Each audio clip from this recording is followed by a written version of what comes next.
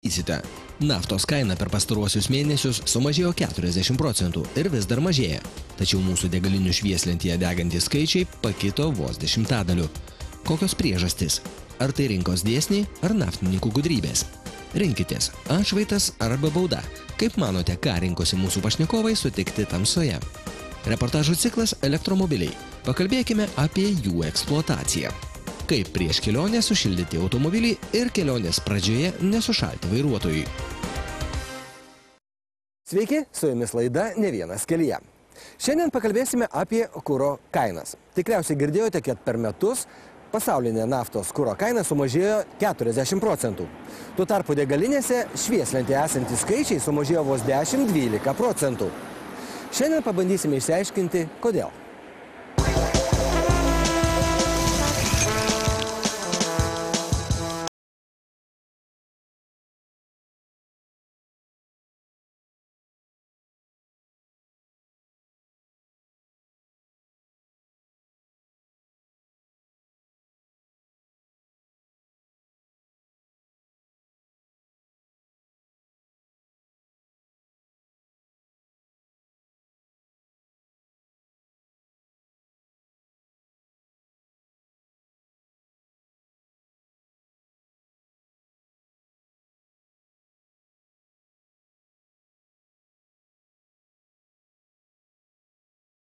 Galvoju, taip, pigs.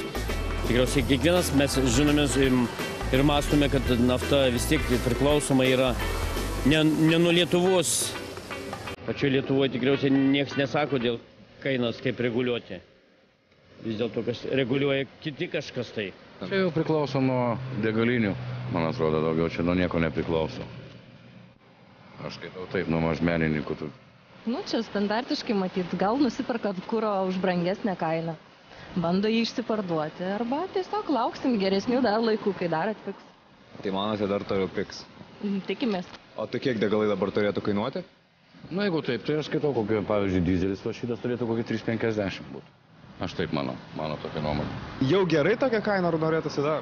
Tai kuo mažiau dar geriau bus.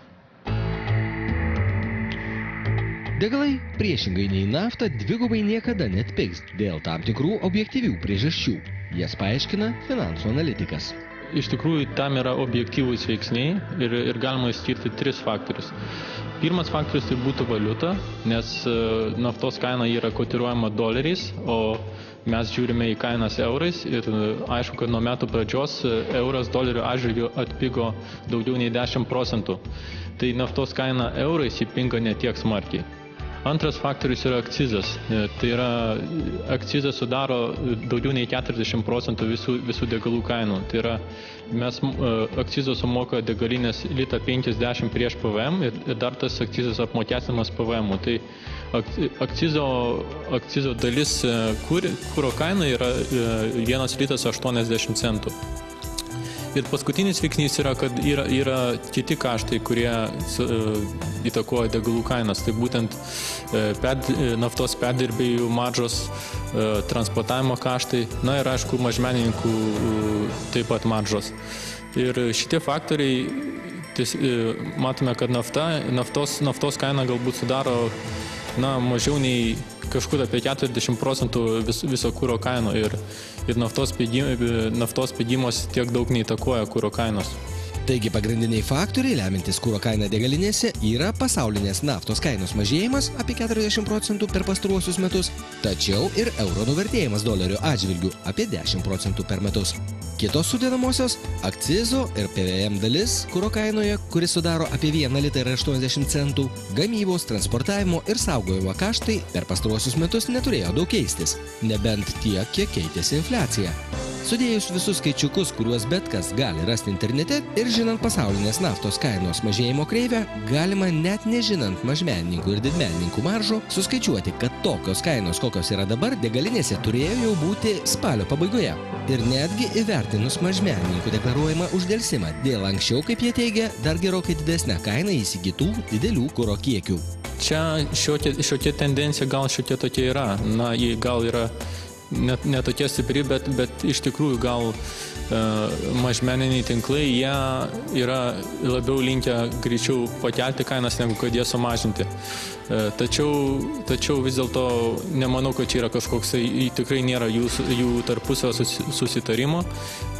Degalinių tinklų yra daug, yra Lietuvoje ir nemanau, kad jie tarpusavėje tarėsi. Tačiau šiek tiek nori be abejo taip pat gal išlošti iš kainos skirtumų.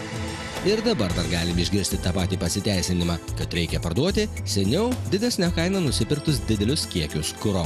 Tokie paaiškinimai skamba mažų mažiausiai kvailai. Taip gali aiškinti tik menininkai, o ne prekybininkai, kurių darbas yra sekti tendencijas rinkose. Tuo labiau naftininkai, kurie ypač seka ir gerai mato, kaip keičiasi pasaulinės naftos kainos. Abejojate? Tai kodėl tada didėjant pasauliniai naftos kainai, degalinėse kainos didėja akimirksniu? Ne mėnesiais, ne savaitėmis vėluoja, bet vos vieną kitą dieną, su labai retomis išimtimis. Taigi, verslas yra verslas, rinkos kainos rodos diktuojamos pačių verslininkų. Deja, bet ne tarptautinėse naftos biržose. Kuro kainos jos reaguoja kažkur apie mėnesio užtruktimu. Taigi manau, kad naftos kaina jį dar rinkose po truputį mažėja ir šioks toks pigimas dar gali būti. Gali atpigti dar kokiais 10-15 centų, tačiau manau, kad ateityje vėlgi priklausys, kaip tos pačios naftos kainos kis. Tokios kuro kainos, kokios dabar yra degalinėse, buvo 2010 metų gruodžio mėnesį. Tik tuo metu pasaulinė naftos kaina buvo trečdaliu brangesnė. Kai 2009 metų gruodį degalinėse A95 benzino kainos buvo apie 3 litus 65 centus, nafta kainavo 12% brangiau, būtent tiek, kiek atpigo euras dolerio atžvilgiu. O gal visą kitą dalį prarijo infliacija?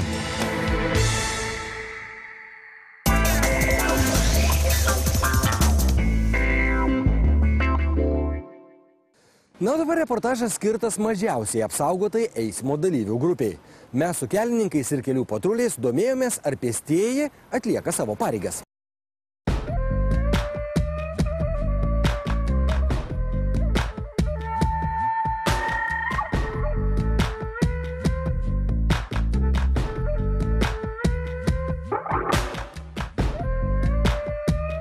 Taigi Vilniaus regiono kelių darbuotojai kartu su kelių patruliais nusprendė patikrinti, kiek žmonių nešioja atšvaitus tamsiu paros metu, atokiau nuo miesto kaimuose. Tamsiais ir ankstyvais rytais į autobusų stotelę atokesnėse, neapšviestose vietose vaikštantis pėstieji sunkiai pastebimi transporto priemonių vairuotojams. Tačiau matyt, ne visi tai supranta. Jūs ėjote nugarą į automobilius, atsisukusi be atšvaitą. Kaip jautėtės einant keliu? Saugiai? Normaliai. Nebijojat, kad automobiliai iš nugaros atvažiuotų, jūs nepamatys? Nebijojate? Tai aš tai bijočiau, žinokit, eiti tokiu keliu. Intensyvių automobilių daug važiuoja. Aš norėčiau savo ruoštų jums padovanoti atšvaitą, kad jūs saugiau jaustumėtės. Ačiū. Ir kitą kartą, jeigu eisite keliu, tai eikite priekį į automobilį, matysite, kai jis atvažiuoja. Gerai? O žinot, kaip jį nešioti? Taip.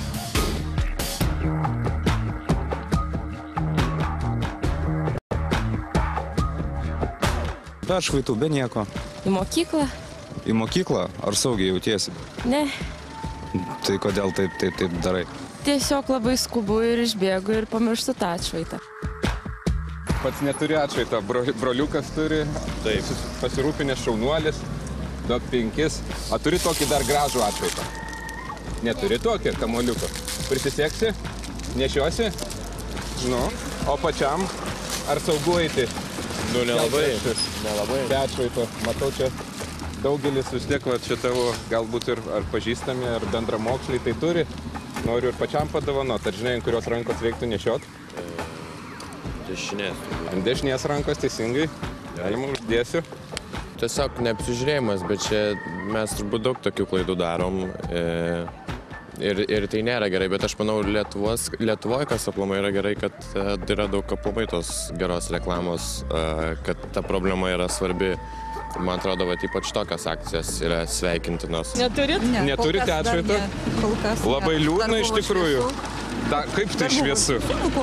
Kaip tai šviesu? Dabar kaip tik šviesėja. Buvo tamsiau? Važiuoju anksčiau. Gal galėčiau jums padovanoti atšvaitą, jeigu jūs nešiosite? Nešiosiu, bet aš turiu namuose. Namuose? Bet jūs neturite galbūt tokio galima jums ant rankos uždėti? Va, duokit ranką savo. Va taip. Ačiū. Dabar žinosite, kaip nešioti? Pamiršau šiandien. Bet bauda, žinot, kokia būna? Žinot, nuo 80 iki 140. Tai bausti šiandien dar padovanoti geriau. Padovanoti. Padovanoti. Tai duokit, padovanosiu. Pažadat, kad nešiosit? Ja, pažadu. Į autobusą skubat? Ne, darbą. Norėjom paklausti, kodėl be atšvaito? Oi! Turiu. Bet žinot, kad jūsų nesimato, kaip jūs einat už nugaros. Palaukit, palaukit. Užsidėkite į kitą pusę.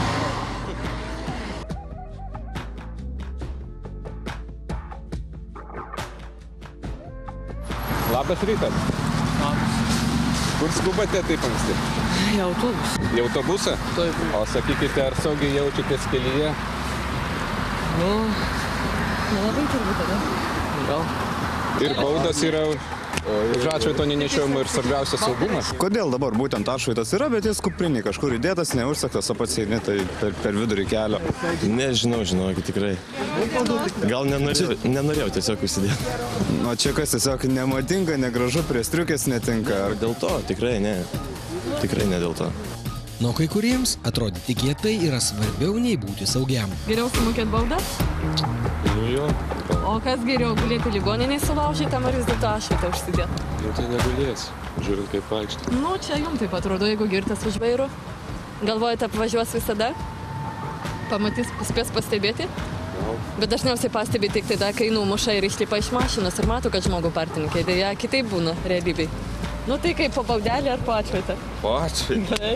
Gero kelio. Kaip šis rytas parodė, šis ryto eksperimentas, kad vis dėlto daugelis, ypač moksleivių, vyresnio amžiaus, nelabai mėgsta nešioti atšvaitus, saugiai irgi, kaip matot, dabar praėjo pro mus, nedėvė atšvaitų, nors kai kuriuose rajonuose važiuojant jau galima pastebėti, kad žmonės vis dėlto pratinasi, arba bent jau turi namuose, žino, kas tas yra atšvaitas, neatsisako jo priimti, pasižada nešioti.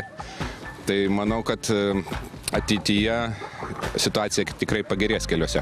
Nu ką matom, ką vairuotojas sako. Aš prieš susidūrimą pamačiau juodą dėmę. Kad numušiau žmogų, partininką pamačiau tik tada, kada išlipau. Bet dėja žmonės to nesupranta, dar nesuvokiant, kiek tai yra svarbu. Ir kas nekeista, kiek buvo kalbėta, kiek buvo rodyta, kiek yra vykdoma prevencinių priemonių, tačiau vis tiek žmonės išlieka abejingi savo pačių gyvybės išsaugojimui. Galbūt jūs replikuosite. Pamanykite, išdalino kelias dešimtis atšvaitų ir mano, kad išgelbės Lietuvą. Ir jūs būsite teisūs. Manau, kad kas vakarą Lietuvos keliuose vaikšto tūkstančiai šešėlių. Tačiau jei bent vienas toks atšvaitas išgelbės bent vieną gyvybę, manau, mūsų darbas yra nebeprasmis. Beje, ir jūsgi žiūrite mūsų laidą ir tikriausiai, kai kitą kartą eisite iš namų, prisiminsite, kad stalčiuje turite tokį daikčiuką. Nesvarbu, kad išeinate dieną, juk galbūt teks namo grįžti vakare. Rodos paprastas daiktas, tačiau labai galingas. Patikėkite.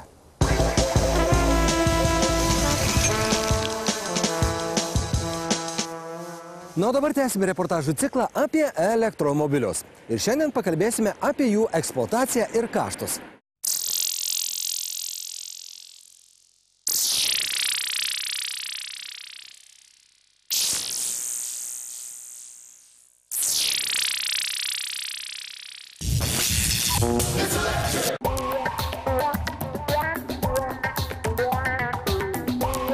Pagrindinis klausimas, kuris domina daugiausia pirkėjų, daugiausia vairuotojų, kiekgi kainuoja nuvažiuoti 100 km elektromobiliu?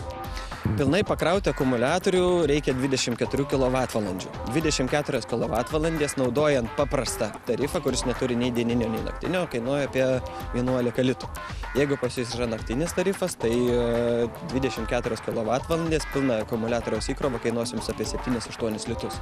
Nuvažiuoti 100 km Lietuvoje su lietuviška važiavimo maniera mes ir skaičiuojam, kad kainuoja 24 kWh. Arba jeigu žmogus, aišku, yra ramesnio būdo, būdo, tai jisai gali tą padaryti ir su mažesniu energijos suvartojimu, kas vidutiniškai atsiremia į, sakykime, 14-16 kWh. Tai Lietuvoje elektromobiliu nuvažiuoti 100 km kainuoja nuo 7 iki 12 litų.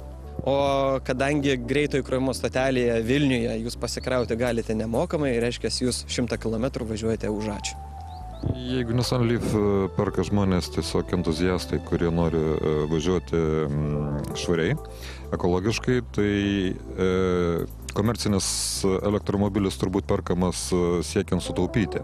Ar galima vis dėlto sutaupyti, ar galima jį palyginti, tarkim, su dizelinio elektromobilio eksploatacija?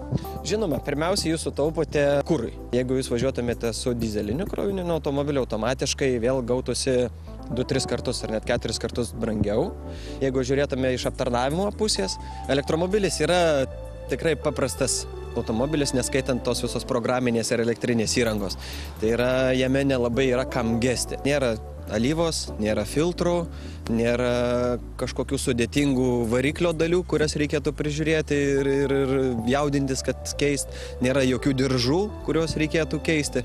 Todėl patį elektromobilį aptarnauti yra paprasta, jie rečiau genda ir skaičiuotame, jeigu per 3 metus 90 000 nuvažiavus, jūs aptarnavimams išleisite apie 1200 litų.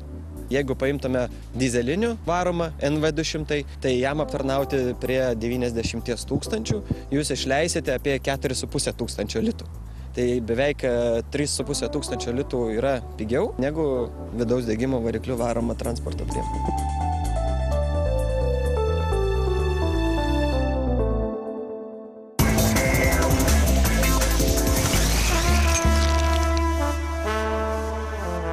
Laidą pristato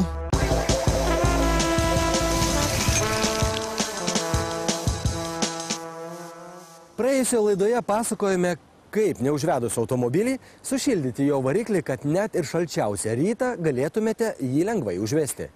Šiandien papasakosime, kaip pradėjus kelionę nesušalti pačiam vairuotojui.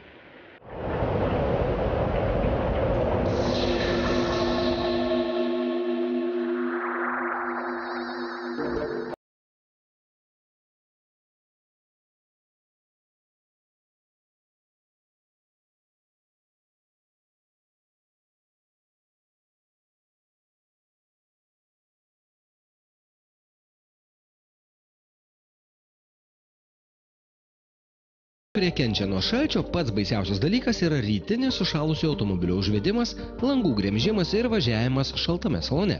Tačiau nuo viso to yra vaistas, kuris vadinamas Kalix. Skandinaviška automobilio šildymo sistema naudojama kaimyninėse šalyse apie 30 metų. Lietuvoje tai dar naujovė.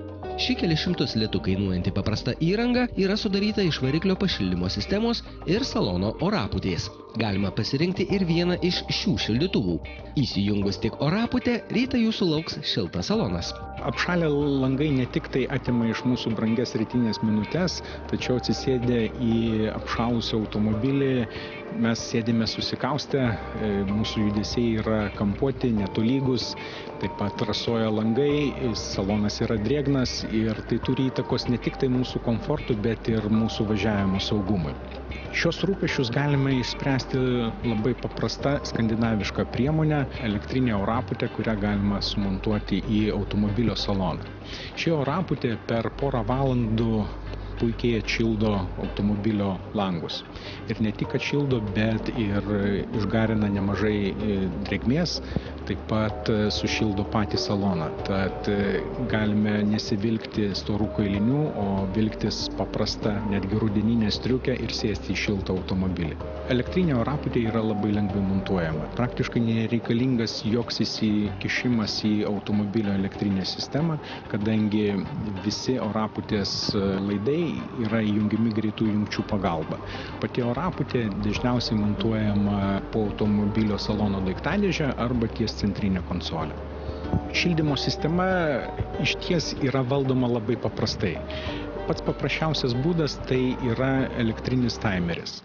Tiesiog nustatome norimą išvažiavimo laiką, atsižvelgiame į oro temperatūrą ir užtenka 2 valandų tam, kad sušildyti tiek variklį, tiek automobilio saloną. Taip pat gamintojai yra sugalvoję ir nuotolinio valdymo sistemą. Šios sistemos pagalba galime įjungti ir kontroliuoti šildymą nuotoliniu būdu. Pultelį valdyti yra labai paprasta, tablo matome visą reikiamą informaciją, tiek įjungimo laiką, tiek esamą temperatūrą.